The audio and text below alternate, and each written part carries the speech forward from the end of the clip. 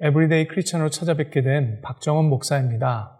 오늘도 여러분 가운데 평강과 은혜가 가득 넘치시기를 축복합니다.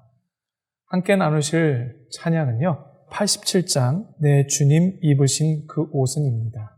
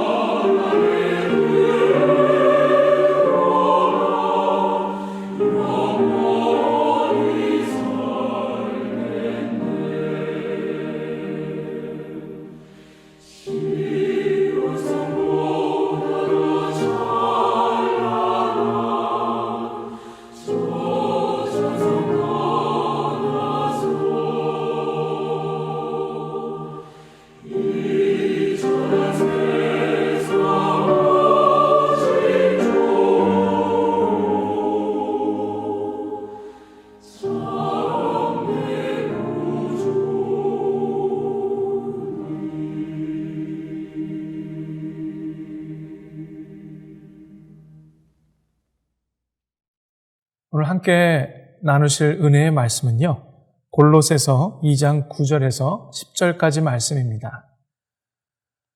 그 안에는 신성의 모든 충만이 육체로 거하시고 너희도 그 안에서 충만하여졌으니 그는 모든 통치자와 권세의 머리시라. 아멘. 오래되었지만 지난번 말씀에 그리스도에게 충만했던 하나님의 성품이란 무엇인가 말씀드리면서 네 가지의 성품을 말씀드렸습니다. 그 첫 번째는 덕이었지요. 덕은 아레타라는 단어로 뜻은 남자다움, 탁월함, 칭찬, 미덕 등을 나타내는데요.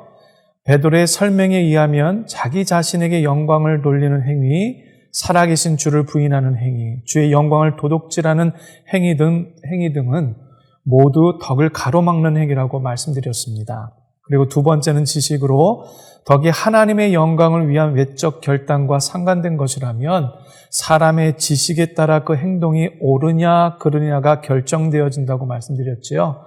즉 지식은 덕으로 하여금 덕되게 하는 역할을 하는 것이라 말씀드렸습니다. 세 번째는 절제였습니다.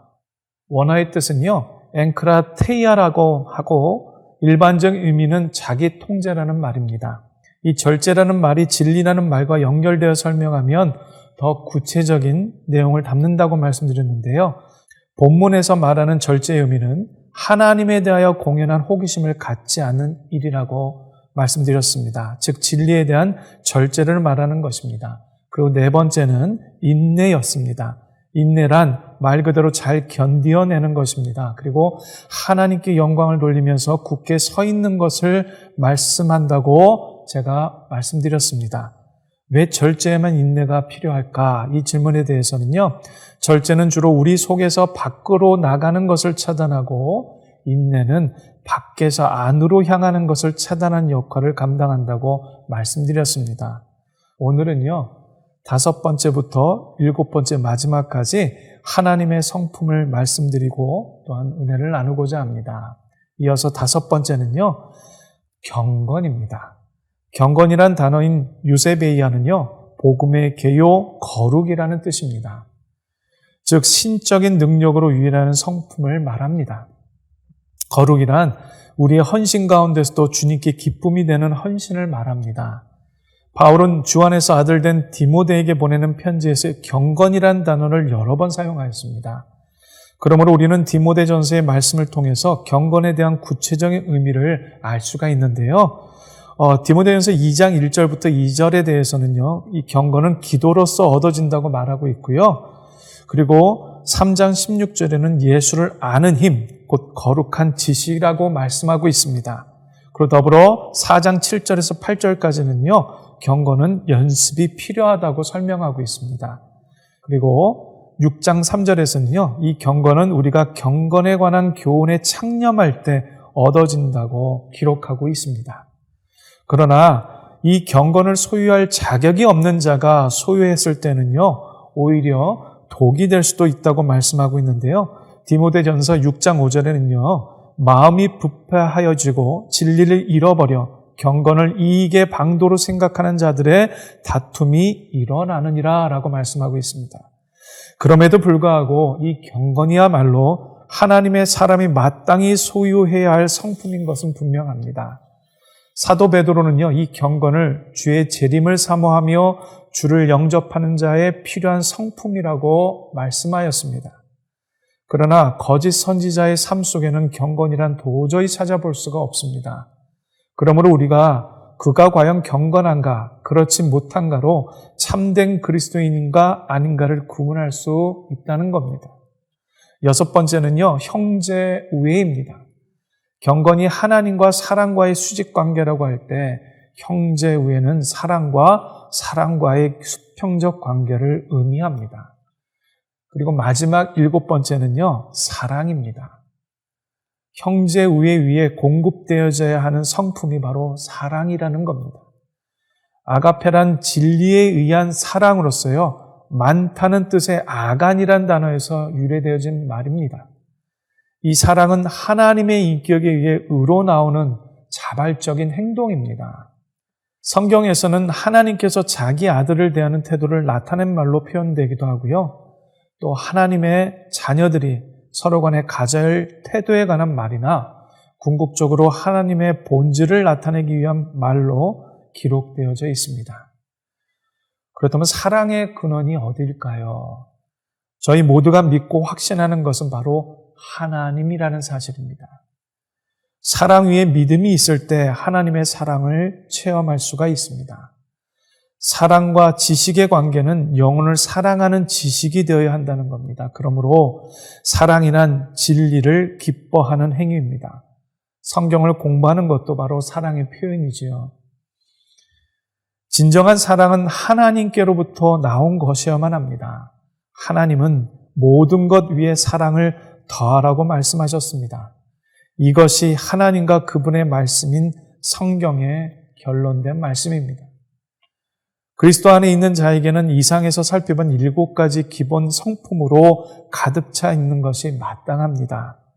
여기에 무슨 성품이 더 필요하겠습니까? 하나님의 성품을 바로 이해할 때 거짓 선지자의 유혹을 우리는 피할 수가 있지요. 그리고 진리 안에서 승리하는 진정한 평안과 자유를 누릴 수가 있습니다. 오늘도 저와 여러분 삶 속에 평안과 자유가 우리들의 성품을 통해 드러나고 또한 이 성품을 통해 누리는 하나님의 사람들로 살아가시기를 축복합니다. 오늘 중보기도의 내용은요, 첫 번째 감사기도입니다. 지난주에 장로님과 권사님, 안수지사님들이 모두 피택되었습니다. 교회를 사랑하시고 모인 성도들을 귀하게 여기시는 하나님께 감사드리고 영광을 돌리는 기도의 시간이 되었으면 합니다. 그 두 번째는요, 목회자들과 재직들이 하나님 사랑을 사모하고 실천하는 굳건한 말씀의 전달자요, 또 미랄로 썩어 다른 이의 믿음의 양분이 되어주고 가난한 마음으로 서로를 대하는 겸손한 종들이 되도록 함께 기도를 부탁드립니다. 주님, 2주 동안 하나님의 성품에 대해서 간략하게 함께 은혜를 나누었습니다.